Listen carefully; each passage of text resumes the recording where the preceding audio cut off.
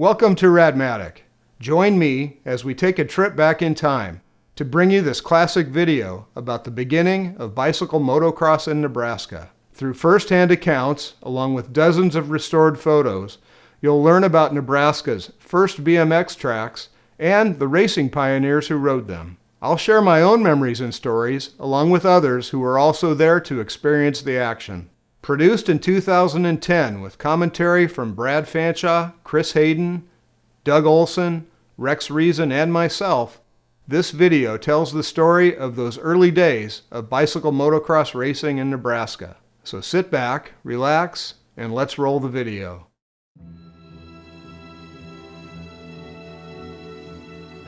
In 1970, I moved to a neighborhood in West Omaha called Sunny Slope, and that's where Chris and TJ Heyden lived. We were still interested in those sports like baseball and football, but we were more interested in riding our bikes. In fact, we would race anything we could find. We'd race mini bikes, we'd race go-karts.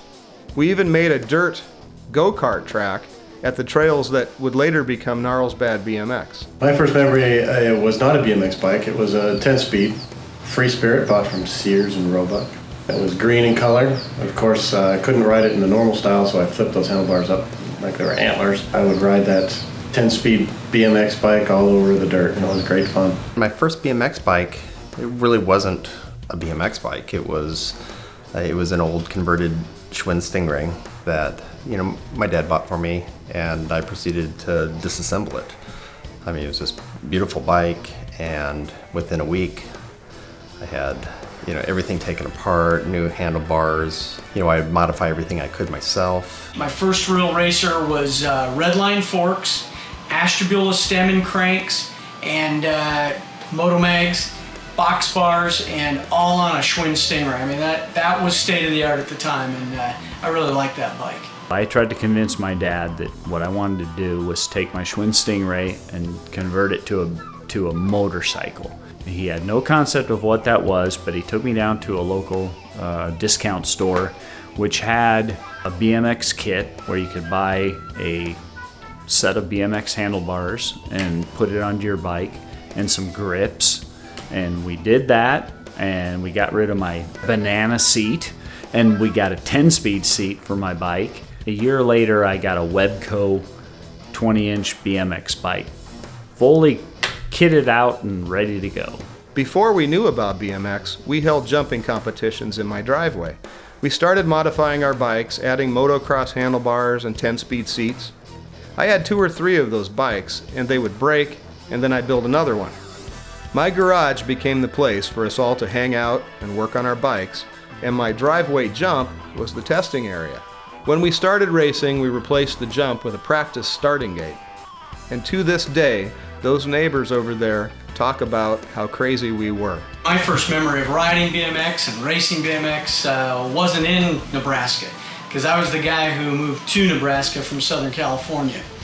By the time I moved to Omaha, I had a Mongoose, and it was all tricked out, Motomags, and everything that was that was the hot setups. Back then it was Todd Frown and I, we were inseparable. We were very close. We would ride what was to become TC trails in South Lincoln, but we weren't in the trees. We were actually out on the big flats where there were no houses. It was a big bunch of farmland out there, and when we very, very first started, there were just some hills that were huge that the guys in motorcycles would go flying off of in 4th or 5th gear. We'd end up building our own jumps.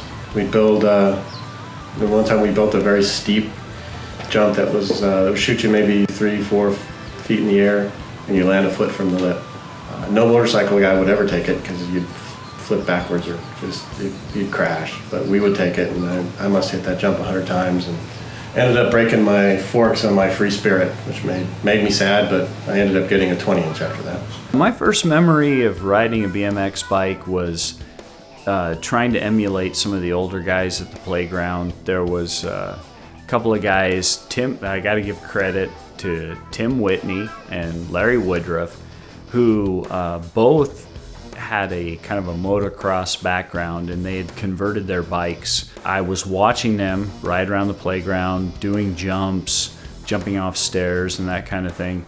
And it was a very desirable thing, and I thought that's something I want to do. We tried to emulate Evel Knievel, and we built a lot of log jumps. We would take a piece of firewood and hammer plywood to it and see how many sidewalk squares we could jump. BMX to us was jumping off a curb, anything that wasn't, that had any sort of incline. We could find a way to jump off it. Curbs, plywood, and a trash can. There wasn't even a track in Nebraska, so I didn't know what I was going to do. But luckily, I moved to Sunny Slope, which was a part of Omaha where Chris Heyden, Steve Goodnight, and Tim Lowthorpe all lived. Tim and I, Tim Lowthorpe, we were backyard neighbors. Having a riding buddy and that camaraderie that kind of kept us going and got us. That was the one thing that we both had in common that I think developed the friendship that we have right now. I mean, still to this day. Most of our first experiences were making ramps. We were dummies. I mean, we should have all been in traction and paralyzed, and I would never let my kids do what I did. But we would literally take sheets of plywood and put them at about a 45-degree angle, come down Eastridge, which was a hill by our house, turn into Steve Goodnight's driveway and jump, and we would see how many trash cans we would jump.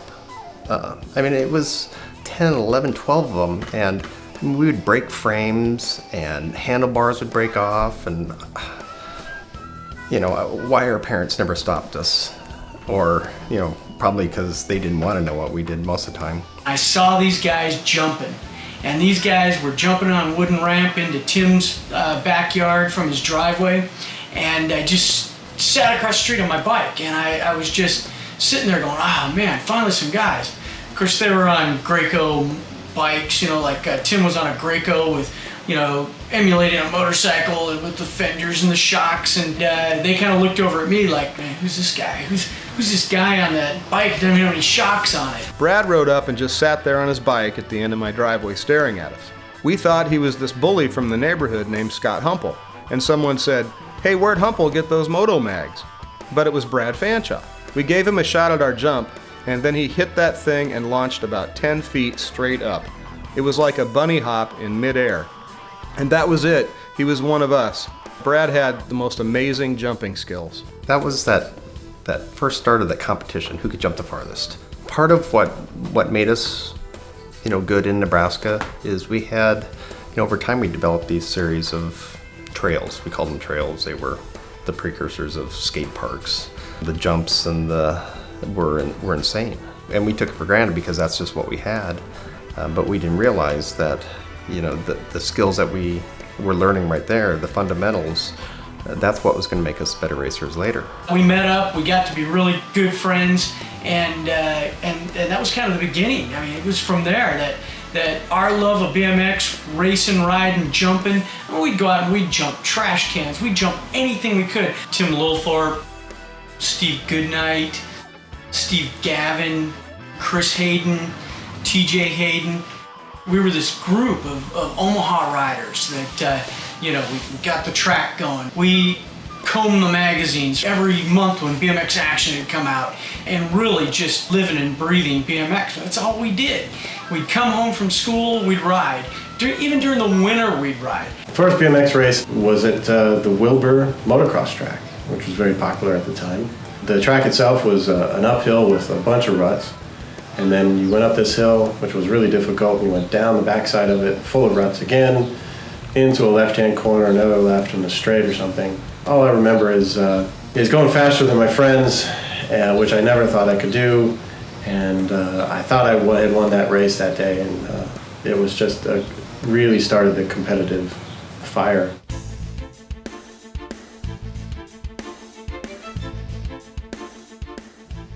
My first BMX race was 1976, and it was at the first Yankee Hill track. It was about a 75-yard downhill run on the track, and then you came through a pretty tight turn, not quite 90 degrees. There was a bank turn and a jump, and then a serious drop off. and it was pretty scary. To get started, we had to try to figure out how we were ever going to get a BMX track in Lincoln at all. So Todd Frown and I, on a rainy spring day, went to Mr. Bike and asked for the owner. The owner, Ken Stevens, came out and talked to us. Super nice guy. We talked to him for a while, said we really wanted to race BMX and we wanted to do it every week. Ken finally told us that he had found some land. We went out to look at this piece of property, and it was perfect. It was a quarry. It was a little bit sandy, but on the sides we could see that had lots of potential. We'd actually had many different ideas, but we ended up starting up at the top of the hill and flying off the edge of the quarry, which is a huge drop off, into the bottom flat side of the quarry, into some corners and stuff for the first year. And the second year, which I thought was actually more fun, a little bit longer track, we ended up making a turn out of that first jump and making this really super fast compression that we'd go flying through at really top speed.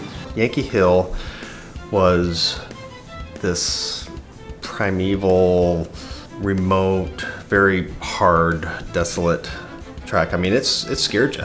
I mean, you had to make sure you knew what you were doing, or you could die. First turn carved out of the granite as it came down. I mean, I think it was the first time I ever saw a cactus in Nebraska. It was very rugged and went down into a big flat, hard packed, dry area. Jumps were huge, but not as big as what we jumped off of. The last 100 meters was just excruciating. The riders were just out of breath, and you had to go over a mud jump. It had the gnarliest downhill with this big jump. It was fast, it was long. It's one of those things that you remember forever. That first year at Yankee Hill, I have one memory that really stands out. There was this guy on our team named Scott McKellum, and he was one of the fastest riders in Omaha at the time. He overshot the first turn before the big downhill jump. He slammed into a tree and he snapped his collarbone in two. An ambulance took him away, and I never saw him again at a BMX track. That's how scary that first jump was. Scott Knickerbocker and his father also helped out. Rob Carpenter and his father. We had many father-son combinations that went out and helped build that track. Dave Smith, Larry Woodruff, a lot of people were all over it, and we just had a great time building that thing. That first corner was insane. I think it was really more an issue of nerve than it was an issue of speed. You had to have speed to get down that hill, but to get through that turn, man, you had to have the cojones to hit that jump at top speed. And if you didn't, if you hit the brakes or you slowed down, you lost places. Now all the starting gates are so polished and sophisticated. I think we had a rope or rubber band or some sort of bungee cord that everybody cheated. Oh, the Lincoln guys cheated. They would jump the start, but I think one of the dads, I think it was Mr. Gibson, was pretty good about keeping everybody in line. Yankee Hill was a very cool time in BMX. I can still hear that sound of speed, the sound of riders flying down that long first straight with their tires bouncing and their chains slapping. It was a different time in BMX. It was a totally different league, and I miss it. In that day and age, it was all about guts and skill and just being fearless.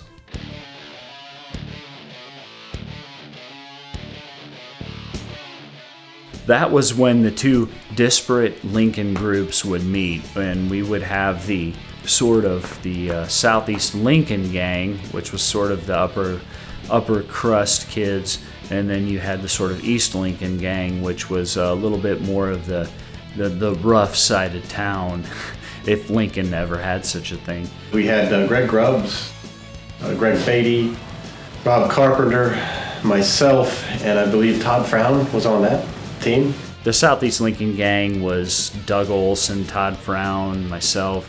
I was one of the younger guys, Larry Woodruff, and then you had Rinker and Grubbs on the east side, and everyone kind of came together. And Knickerbocker, 12-year-old kids smoking cigarettes and talking about racing bikes. Fastest guys, I guess, for the younger class, it would have been Greg. I think he won almost every race, and then I was winning the races as well.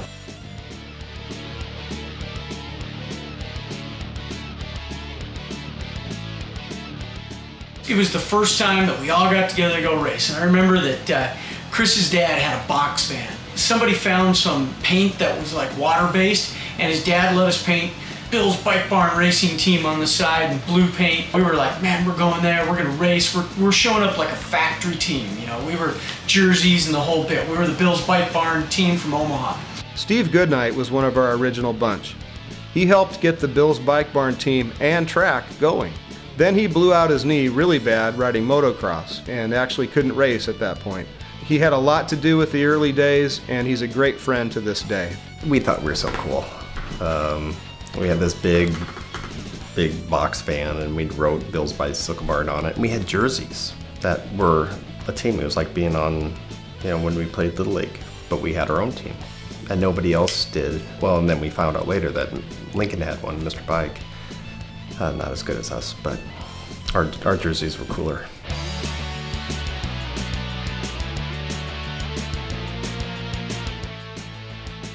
My dad asked me if we wanted to start a track. I remember he spoke with Tim's dad and Bill's Bike Barn, Bill over there. I mean, without them, who knows how long it would have taken, or if we would have lost interest altogether because we didn't have a track. He worked with Bill's Bike Barn and really helped get that first Spinnin Spokes track going that later on Ron Holman took over. Bill Gosson from Bill's Bike Barn had a friend with some land north of Omaha, and that's where the original track was in 1976. There were two versions of the track, the one that Bill made in 1976 and the one that Ron Holman made in 1977. The 76 track was basically a single track with a few bends and no jumps.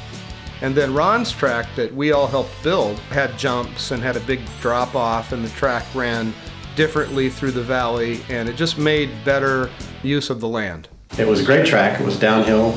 It also had kind of a first jump drop off thing, kind of off camber into another corner, and then we kind of switched back and forth through a little bit of a valley. Spinnin Spokes, it was a great track, and I loved it. It had a real nice flow to it. Bill, you know, from Bill's Bike Barn, you know, he got it started. Ron Holman was kind of my mentor initially, watching him being a track operator. I was really kind of impressed with that. I remember the first time that Ron picked us up to go work on the track. He had the Gavin brothers with him in his truck, Steve and Jeff Gavin, and they were on the Bill's Bike Barn team as well, but we really didn't know them yet.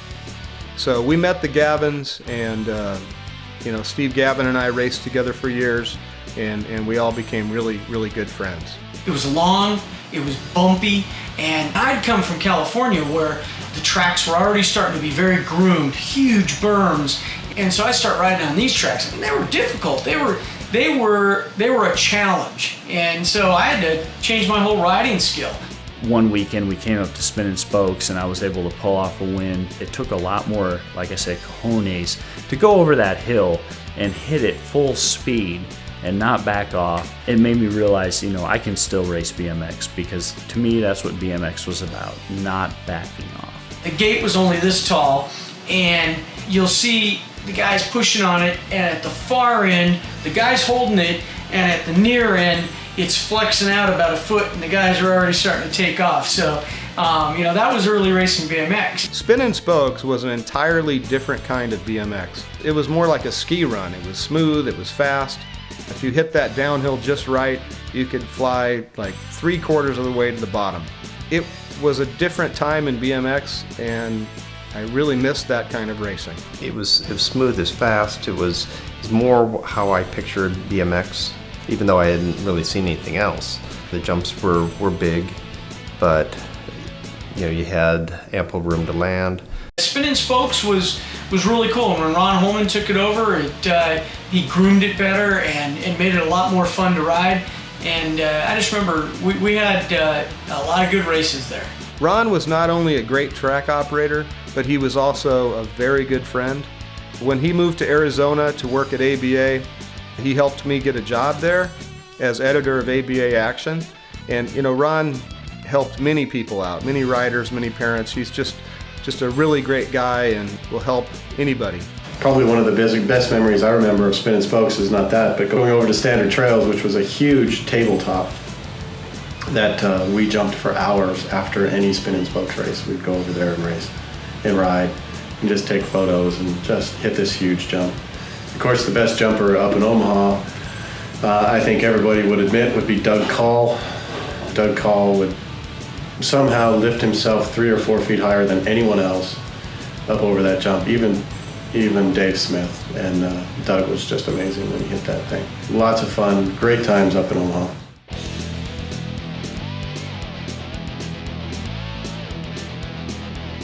The thing I remember about the track, of course, a couple things. One is the starting gate. The starting gate was built by myself and Todd Frown in shop class at Lincoln High School. It took most of one semester to build it. And all of the house paint from my garage, from my mom, that she didn't know, I took, and I painted the entire gate with that house paint. Of course, I got in trouble after that. Spinnin Spokes and Yankee Hill, they were great tracks in their own way, but the YMCA kind of was what BMX was going towards. It was a more sterile atmosphere. It had a much smaller footprint than Yankee Hill or Spinnin Spokes. I mean, you had a nice track, kind of a supercross feel to it. The YMCA track opened, and that was 77 was the last year for Yankee Hill.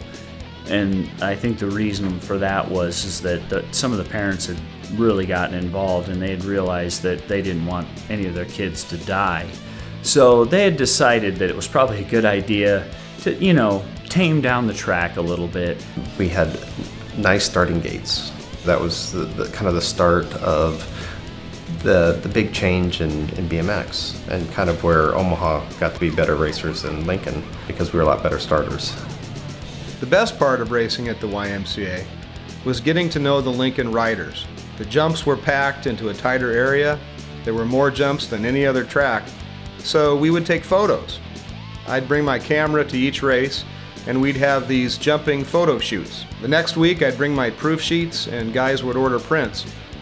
Baumert, Rinker, Reason, Grubbs, Gibson, Wells, Frown, Woodruff, Olson.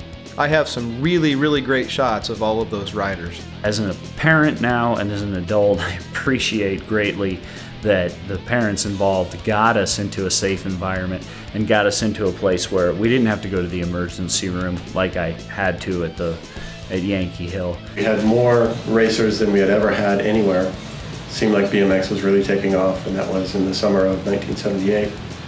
Also, we had the SE Factory team come through, and of note, Perry Kramer was there, and Perry and I dueled it out in the main event of our class. It was very, very close, all the way around. I was following Perry, leading him. He passed me, I passed him, but I found a little way to get through on the finish line. Just passed him at the finish line. Of course, then my front wheel stuck on the finish line wood. Don't know why we would have wood at the finish line, but it did, and I flew over the handlebars and ended up beating Perry.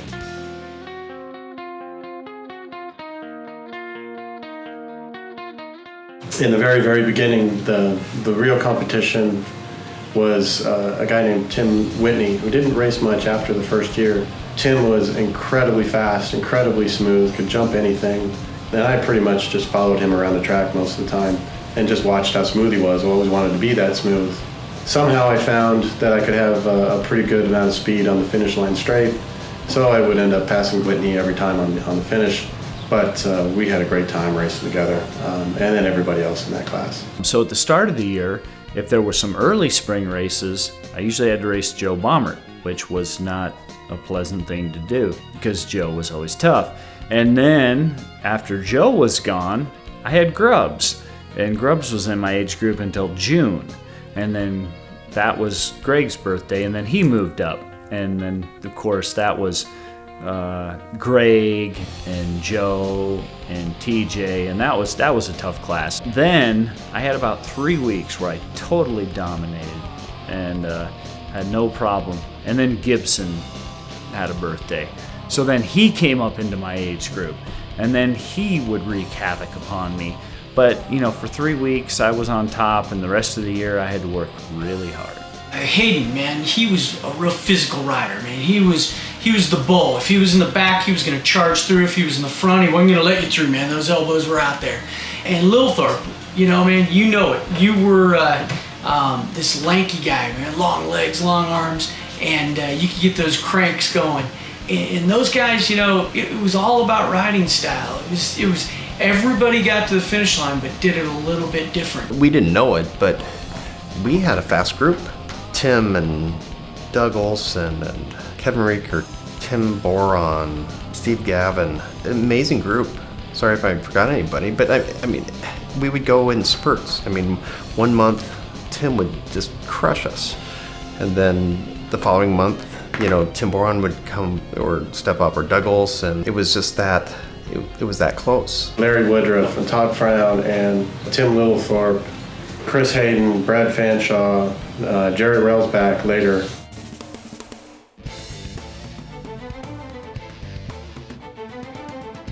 Gnarlsbad was one of the finest racetracks ever made. It was far ahead of its time, and Chris did it all at age 16. He was the youngest track operator at that time and may still be to this day.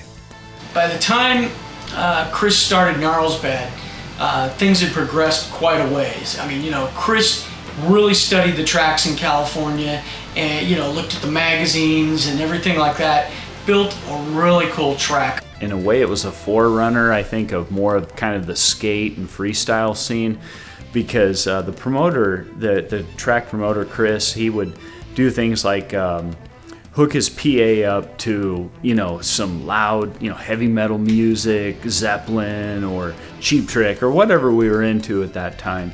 And it was just really cool. We would do our practice starts and run some practice runs with loud music, and the kids were kind of back in control again. Gnarlsbad was a special time in my life. That first fall, no matter what it looked like from the outside, I didn't have a clue of what I was doing. The ABA gave me a lot of direction. I knew I had a rule book. I wish I would have read it a few times. It was fast, it was short, it was groomed, had nice berms, and Chris did a great job. I mean, he'd run that track, and he really put his heart and soul into it. Friday nights, we would be assembling trophies, because I was really cheap. Rather than buying trophies, I would buy parts for trophies. Or sometimes, you guys don't know it, but some of the trophies you had were used bowling trophies that I got at a discount, and I just changed the bicycle from a bowler to a bicycle. And then we would have new labels engraved. It was one of us running a BMX track. It wasn't a dad, it wasn't some YMCA, it was one of us. And that made that track so much more special. I've got somewhere like an event poster where it's got an old Bob Harrow drawing of a guy going like that. And that's what was cool, was Chris knew what the guys were looking for, you know, and not only in a track, but even in the promotion. And that's what made that track really special. Who would let a 16-year-old rent a Bobcat? I had no idea how to ride a Bobcat, and I was building jumps and running equipment. I mean, now I'm sure we violated a lot of codes, and I mean, gosh, one year I don't even think I had insurance. Sorry, Merle.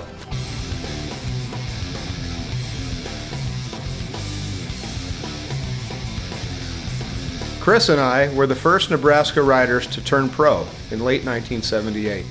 Then in '79, I won the Kansas Coliseum indoor race. Chris and Steve Gavin also finished in the top 4, and we were on top of the ABA Pro points in January of 1980. The pro class in Nebraska was amazing. The competition that we had was every bit as intense as any national. It was amazing at that point in time to think that there could be a pro class in Nebraska in local races, and there was. When you look at Baumert and all these guys that went on, and we had an impact on professional bicycle motocross racing for many years, and we should be proud of that. A lot of good riders: Tim, Chris, Randy Gibson, Kevin Rinker, Greg Grubbs, Joe Baumert. The Nebraska riders weren't just riders. They were a group of guys that shaped bicycle motocross and still do today. And I'm proud to be one of those guys. Chris and I began racing Pro Cruiser in 1980. And in 1981, it was our last season of racing together on the pro circuit. We really made a statement that year. We each won nationals and made the Pro Cruiser main at the ABA Grands. There was never a time that anybody ever gave up. Just because you didn't get the whole shot didn't mean you weren't going to fight it out to the end. I mean, we never gave up. Greg and Joe really put Nebraska on the BMX map in the late 80s and into the 90s. They were the dynamic duo from Nebraska. Factory rides, magazine covers, they really carried the torch well.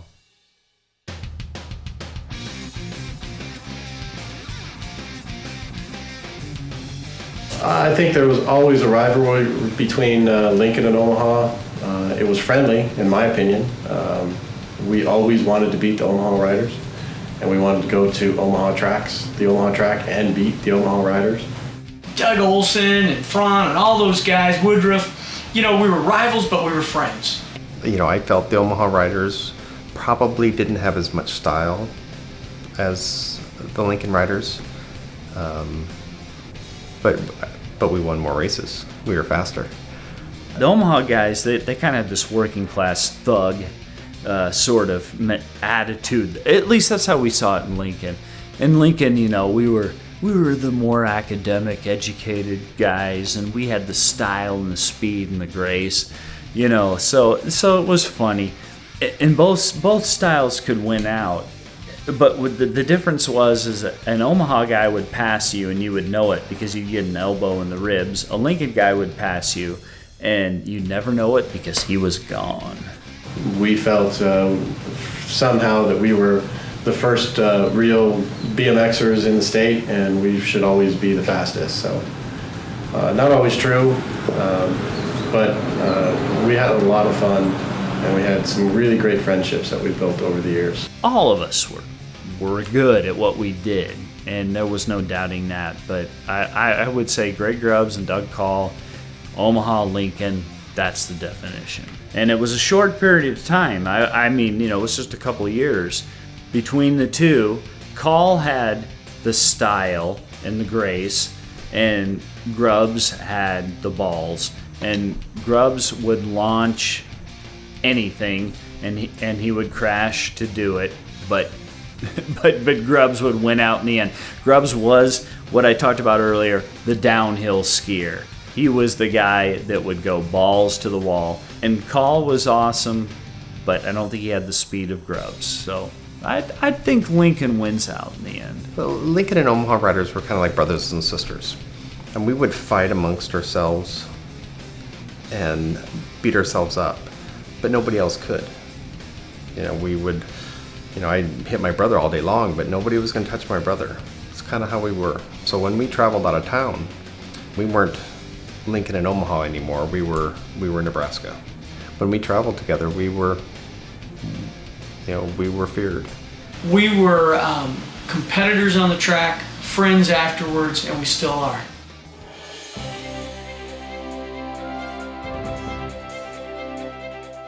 Bernie Check was absolutely everybody's second father. He was a great guy. He helped us all out. We're all a bunch of misfit kids, and he kept us together. He took us out to the track so we could work.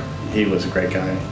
Of course, Scott Knickerbocker's father, Joe, was also very influential and helped us out all the time with the track and building and doing a lot of good stuff. Ken Stevens, obviously we could have never done anything without Ken Stevens. He was an amazing help and a great supporter of the BMX scene over those early years. I guess first of all, I appreciate that we're being recognized, and I believe it's important because a lot of the riders that are just getting into it, I mean, they may not understand how we got to this point, that there really is kind of even though it's a short amount of time, there's a rich history. It created a really great atmosphere for all of us to travel, race, and really just have a great time during the whole beginning of the BMX era in Nebraska. The Nebraska BMX Hall of Fame is something we have talked about for years, and it's remarkable how we have come together after 30 plus years to make it a reality. It's something we can be very proud about, our achievements, our victories, our contributions to the sport of BMX. All of these things will now be an official part of BMX history. I'm really proud of being part of that, and I'm very flattered to be asked to be part of the Nebraska BMX Hall of Fame.